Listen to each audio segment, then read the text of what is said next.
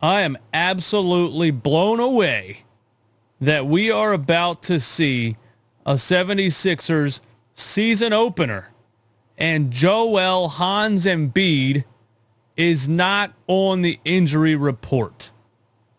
If you would have told me this 2 months ago, I'd have told you were crazy.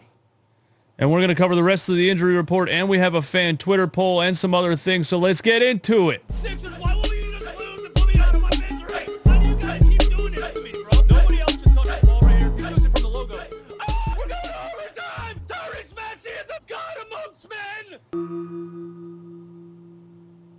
That is right, ladies and gentlemen. Joel Embiid is not listed on the 76ers injury report. First of all, I would have never thought Joel Embiid was going to play game one before Paul George, before even new signings like Trendon Watford. Obviously, Jared McCain, we didn't know he was going to get hurt again. This is just such a shock to me. It was a shock that he played in a preseason game. The whole thing is a shock to me that Joel Embiid might be healthier than he's been for 2 years. And we are going into the season opener with Joel Embiid on the basketball court. It's just shocking. I don't have any other words for it. Do you know the last time Joel Embiid was not listed on an injury report? February 22nd of last season, which was over 230 days ago. But immediately after that game, he was ruled out for the season with knee swelling, and we all know he wasn't even really healthy that season at all. So I don't even think I'm going to count anything last year. The time before last season that Joel Embiid played a basketball game and was not listed at least as game time decision on the injury report was April 2nd, 2024, almost 2 entire years ago. And that was after being out for 2 months with the torn meniscus towards the end of that season. To go even farther, like the last time Joel Embiid was not listed on an injury report and wasn't just coming back from injury, you'd have to go probably 4 seasons ago, man.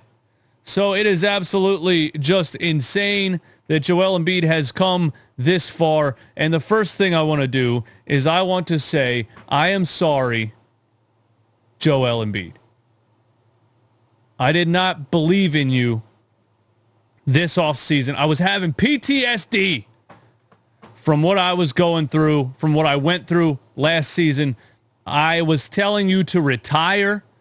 I thought you were done. What you looked like with that knee last season, at your age, at your size, I thought you were done. I thought you were about to retire. And then, boom, you popped up and played a preseason game and looked healthier than you've looked in 2 years. I just want to say I am sorry, Joel Embiid. I will never, ever doubt you again. But it's not totally fair because I think you trolled us, Joel. And I'm being serious, guys. I honestly think Joel Embiid trolled us this offseason. You know Joel Embiid likes to troll, right? We didn't hear anything this offseason. All we got was a 400-page book report from a reporter sitting in Joel Embiid's house that seemed like a fluff piece that didn't really tell us anything we wanted to hear. It was just about everything Joel Embiid went through the process. We didn't get any injury update, and then all of a sudden he comes out media day and basically says, I'm just going to take my time returning. I'm not going to rush it this time. So because of that, I'm sitting here saying he's not going to play until January. He's not going to be ready. We're going to go through another season of ramping up. The Sixers front office is going to lie to us again. And then, boom, he just shows up for a preseason game, no knee brace, and looks healthier than he's looked in 2 years. I think Joel Embiid knew he was healthy. He knew he was ready to go. And him being the troll that he is, he sat back and said, I'm not going to tell the fans. I'm going to let them wonder all off season. You know what? These assholes like that guy on Run It Back Philly, they don't even deserve me to tell them that I'm healthy. And so he let it linger, and even at media day, he didn't say anything. And then, boom, he shows up and plays, and now he's active for game one. Epic troll, Joel Embiid. It's up there with, like, the entire plot line of Dumb and Dumber 2 for anyone who saw that. Lloyd plays a joke on Harry for like 40 years and then tells him it was a joke the whole time. Anyway, I also want to do this. Sicko Nation, I ask that in the name of Joel Embiid playing a basketball game today, in the name of Joel Embiid playing the first game of the season and being 100% healthy, I ask you to join me in a prayer with the basketball gods.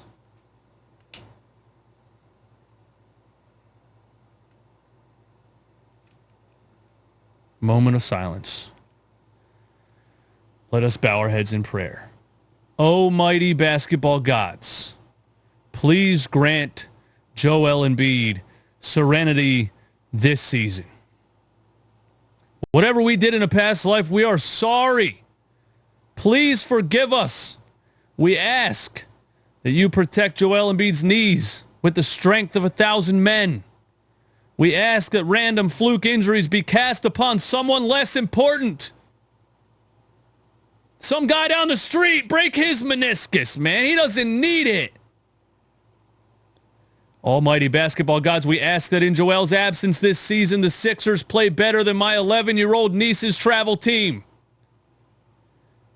and make the playoffs. Sincerely, a Sixers fan just trying to enjoy life. Amen.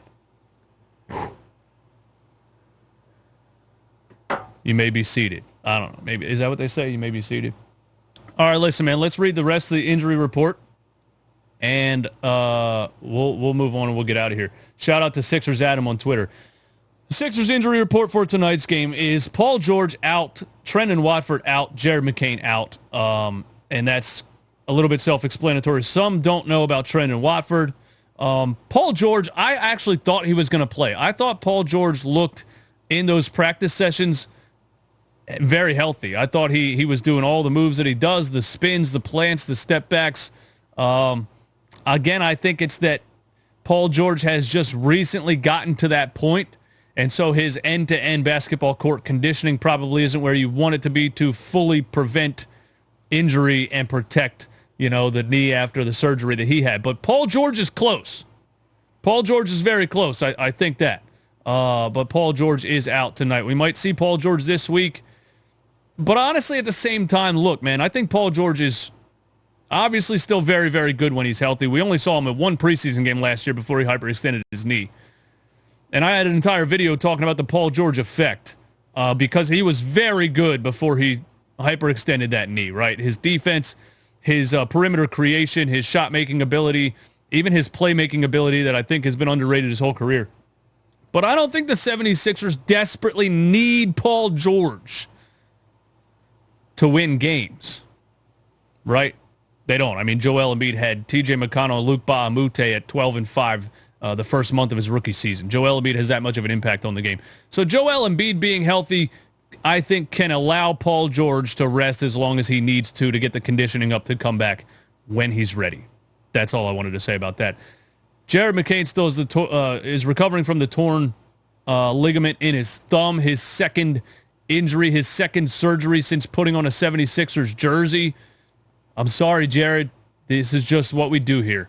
Trendon Watford has a injured hamstring. And Trendon Watford played, I believe, most of last season. I remember watching plenty of Brooklyn Nets games versus the 76ers. Trendon Watford was always on the floor. Correct me if I'm wrong. It seems like he also put on a 76ers jersey and immediately got injured. Trendon Watford has a hamstring issue.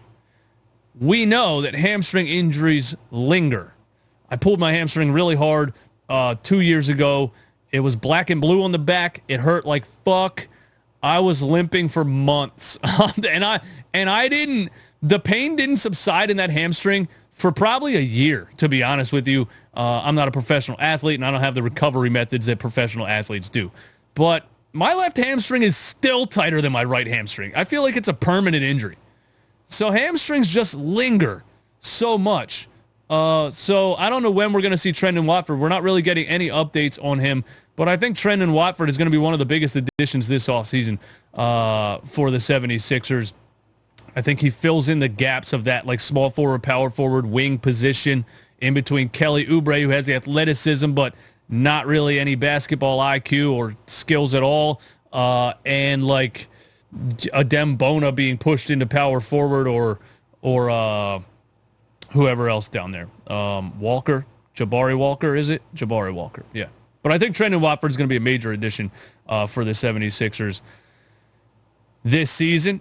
And before we get out of here, we have a Twitter poll, and I want your opinion. Give me your lineups in the comments. I want to know what you think the 76ers starting lineup should be tonight versus the Boston Celtics. Go ahead and type your lineup in the comments if you want, or head over to my Twitter at DjEastwood, RIBP, and vote on the starting lineup. We got Maxey, VJ, Oubre, Barlow, Embiid is now at a 20%. This was just posted. Maxey, VJ, Barlow, Bona, Embiid, which I believe was the starting lineup of the last preseason game. And Grimes came off the bench in both of those games, and I think Quentin Grimes coming off the bench is lethal for this team. I don't know if you start Maxey, Grimes, and VJ. I just love the ability to stagger those guys. And, finishing lineup, I think, could be Maxey, Grimes, VJ, depending on how the game is going and where you need certain guys based on if you're getting pounded on the boards or if you're losing in transition defense, etc. Anyway, the other option is Maxey, Grimes, VJ, Barlow, Embiid. Maxey, Grimes, VJ, Bona, Embiid. Me personally, I'm not going to go Maxey, Grimes, VJ, Bona, Embiid because I don't want Embiid and Bona to start the game together. I think the dynamic in those preseason games worked a little better than I expected it to, but Adem Bona, I watched 2 preseason games this preseason, and Adem Bona picked up his first foul in the first 60 seconds of both games.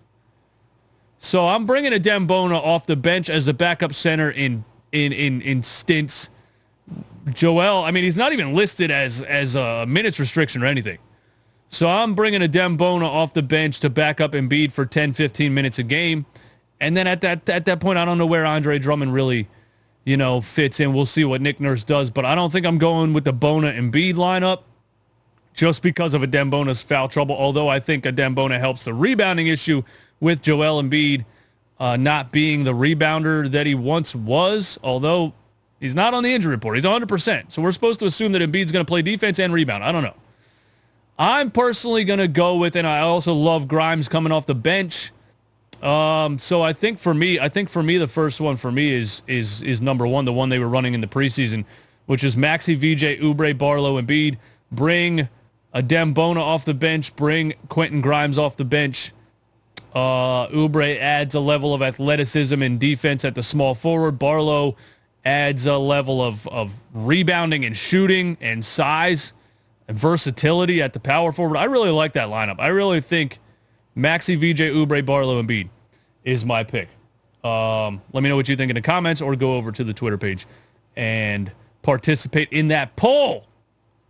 Sixers, why won't you just lose and put me out of...